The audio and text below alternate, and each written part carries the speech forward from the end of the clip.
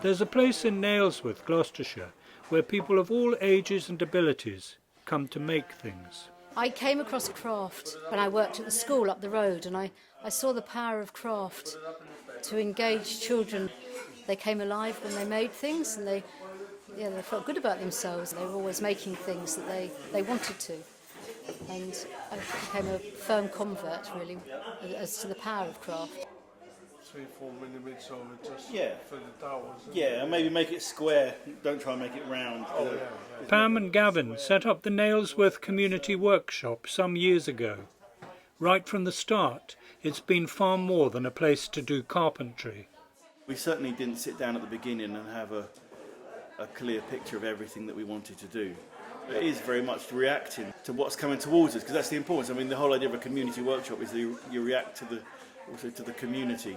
It's very much the coming together of people using the craft and using the woodwork as a vehicle for doing something together and actually having the joy of making. Certainly a lot of people have discovered skills they didn't know they had.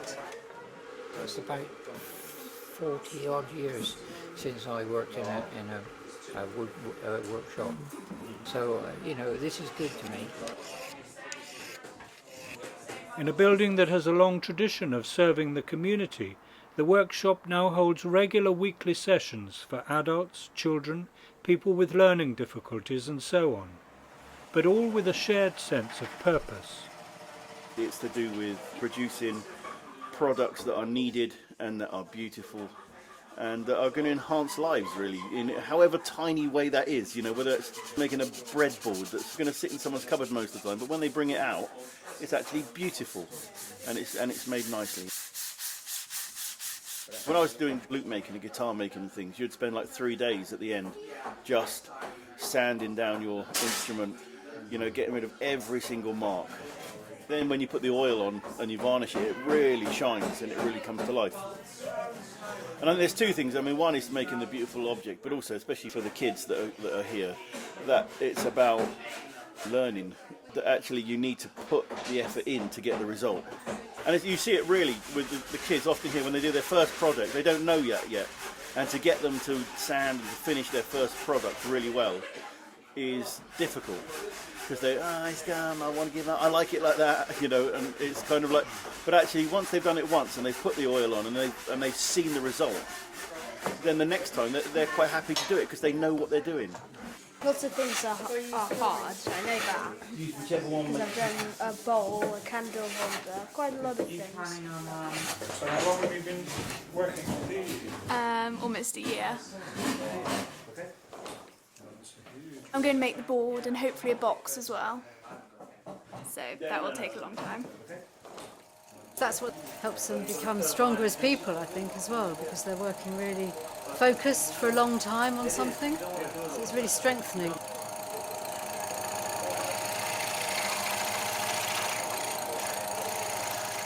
Rob made an Elvis clock. His housemate really liked it, so now Rob is making him another one as a present.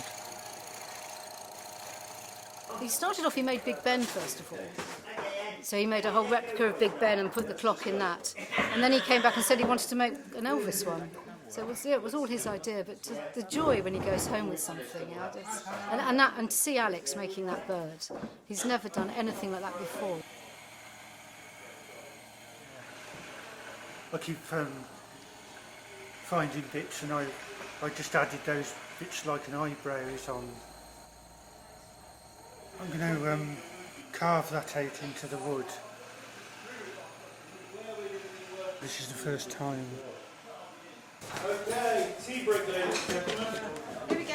Here's your coffee, darling. The rhythm of the tea breaks is part of what we do. It creates the community, having the time just to stop and talk. I think it's the most important thing is to show that you can be happy you made something for people and that you doing your part and other people, for projects other people started or you started, that other people will finish it off. People either work on their own projects or help to make or repair things for local clients and shops. A new handle on the spade. Very far from it. So that's a nice oak new handle. And we've also put few handles on these hoes. So there's like kind of repairing some tools, and then this loom a lady's ordered for us to make, and the French knitting bobbin, they're also orders.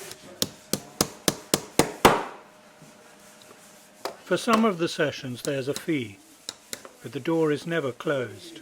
We've never turned anybody away that wants to come, and increasingly with the production workshop, if people can't pay for an education session, they'll do a little bit of time making things for us to then sell, and then they get the education for free. So the only cost to cover then really is the materials, but again we've been donated quite a few materials of the wood.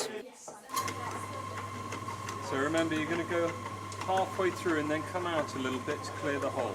From the beginning, people have given equipment and tools. The committee that run the building have been incredibly generous to us and continue to rent it to us sort of below market rent. We help them fulfil their charitable objectives by providing activities for young people. It keeps the building alive and available for the whole community. This is an oak leaf. I've grown up as a tree surgeon doing tree felling and sort of big stuff in a different way, so I'd never really spent enough time discovering the craft area. You know, it's nice to have a quiet piece rather than a big noisy piece. It's just what I need at the moment. Yeah.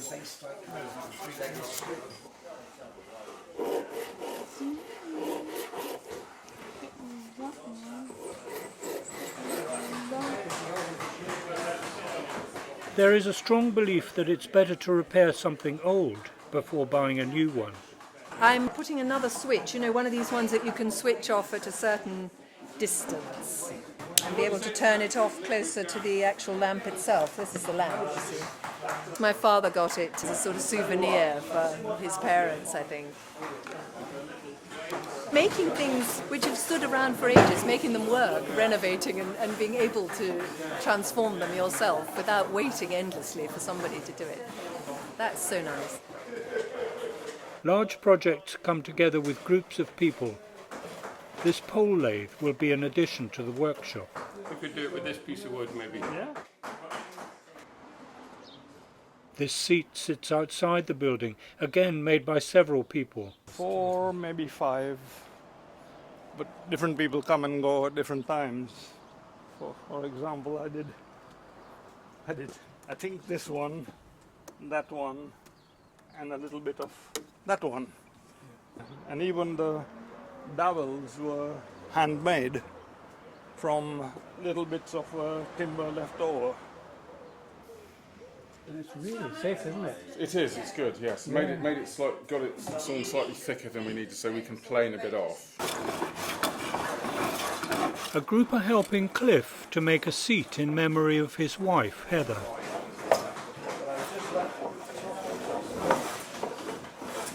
A lot of work, isn't it, to change wood, but it's a very satisfying result usually at the end of it.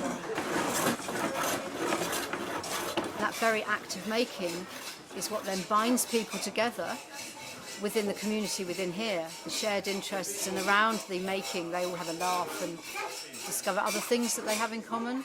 Bizarrely, it's not really about woodwork at all, really. It's about meeting people, and it's about community, and it's about, you know, yeah, having a good time.